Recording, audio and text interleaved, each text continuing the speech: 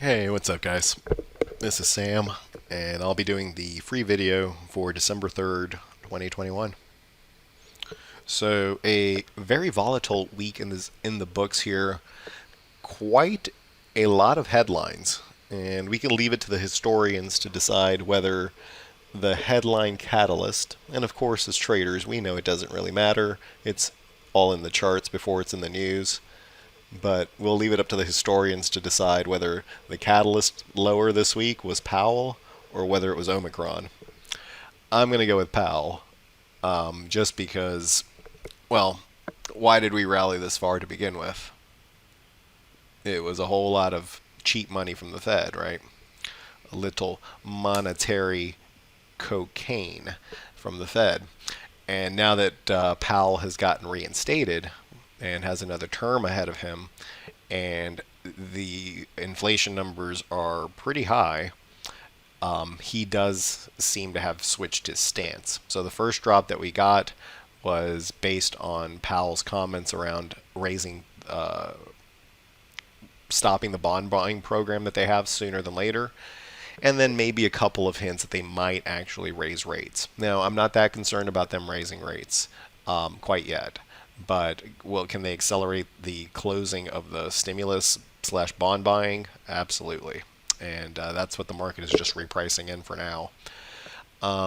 So let me show you a couple things here on the charts. Going into next week, I think it's actually a repeat of. I think we're going to see a repeat of what we saw this week, which is basically a pop on Monday, and then it's going to run into resistance, and it could be a big pop, just because resistance is so high up, right? You could pop here 50 S&P points and not miss a beat. But I think you see a pop on Monday off this daily 50 on the SPY. But I think it's going to hit resistance, and we're actually going to come back down here and probably take out the lows. Let me show you why I think that. So there's this problem that's developed in the charts, and it's called a momentum divergence. And typically when you have momentum indicators, and the momentum indicator in this case is the lower one, when you have a really good trend, it shows up looking like this. Right? That looks perfect. Green line is over red. It bounces every time it hits the red. The red is also climbing. Very, very ideal. But check this out.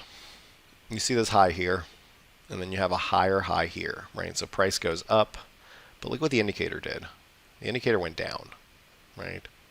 And that's called a price divergence. Basically, it means that this push to the higher level was done on lower energy, and typically when you have a higher peak on lower energy, it's just a precursor to a kind of a rollover. Now, timing those is always the interesting part. They don't always have to develop this quickly, but by and large, this is an unsustainable situation when your price goes up and your momentum goes lower.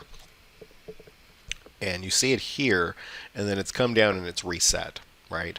So if this was the only chart that had that problem, then we're good to go, right? We go ahead and say, all right, it's puked it up, time to buy. Here's the problem, or the second bigger problem. You see this previous high here, and then you see this much higher high here. See the same problem?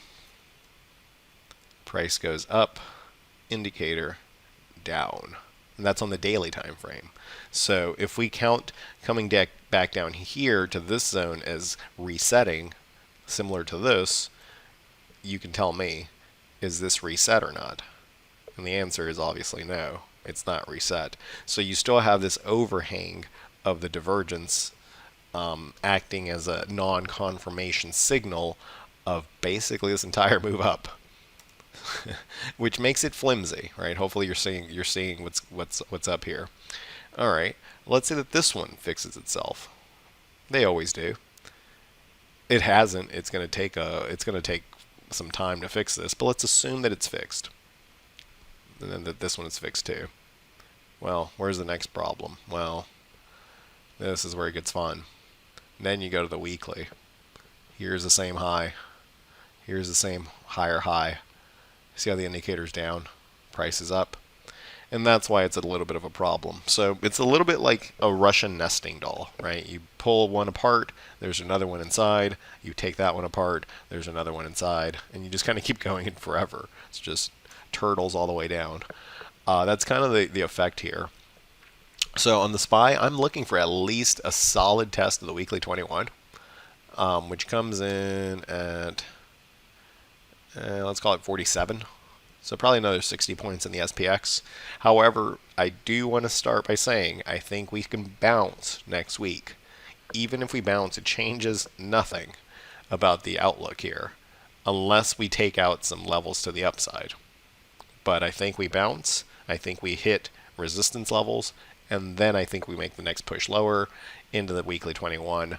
There's a very good chance, based on history and only based on the charts, right? I don't want to bring you any opinion. I don't even want to talk about the news, other than what Powell said.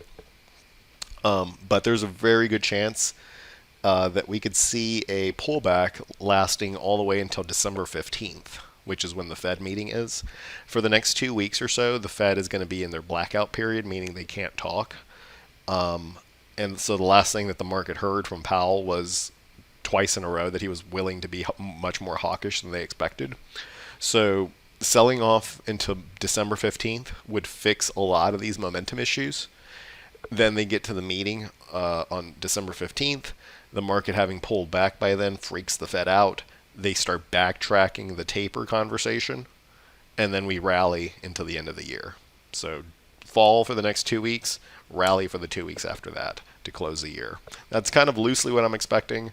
So give me a little bit of wiggle room there, but I think it's all lining up pretty well. And I'll say it one more time, even if we have a huge bounce next week, please don't fall in love with it.